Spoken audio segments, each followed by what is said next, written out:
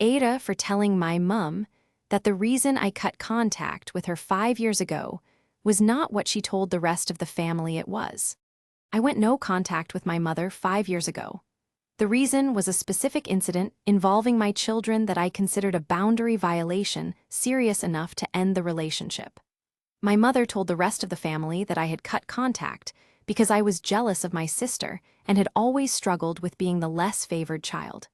5 years later, my aunt is dying and has asked to see us all together. I decided I was not going to walk into that room and let my mother's version of events stand. I am going to tell you the true reason I went no contact before I tell you what I did, because the true reason matters. 5 years ago, my mother was caring for my two children, then aged 5 and 8, while I was at a hospital appointment. She had been asked not to take them to a specific location, my ex-partner's mother's house, because of a complicated and painful situation involving that family that I do not wish to detail fully.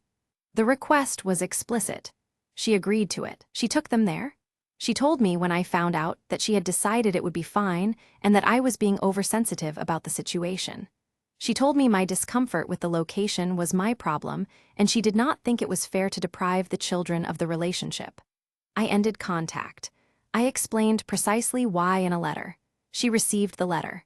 What she told the family was that I had always been jealous of my sister, that our relationship had been strained for years because I felt less loved, and that the no-contact decision was the culmination of a long emotional difficulty I had with the family dynamic.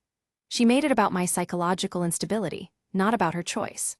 I know this because various family members over 5 years have mentioned elements of this version to me, some sympathetically, some critically, all operating from her account. My Aunt Dorothy is dying. She has asked for a family gathering.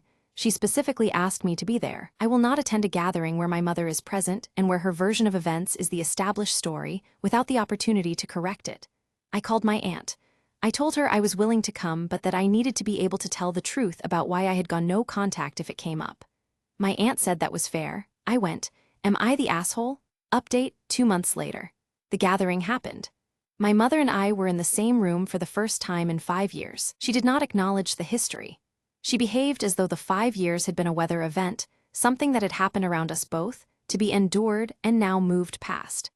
At a point during the gathering when a family member mentioned, in the soft language of family occasions, that they were glad we were all together again, I said quietly that I wanted to be clear about something.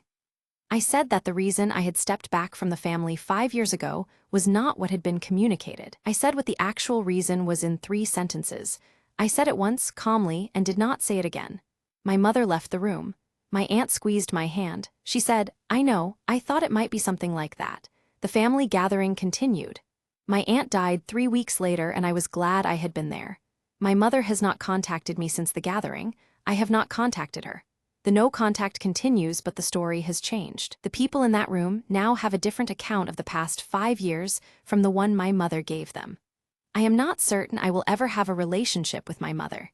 I am certain that I am no longer going to be the person who lets a false story stand unchallenged in rooms I have the right to be in.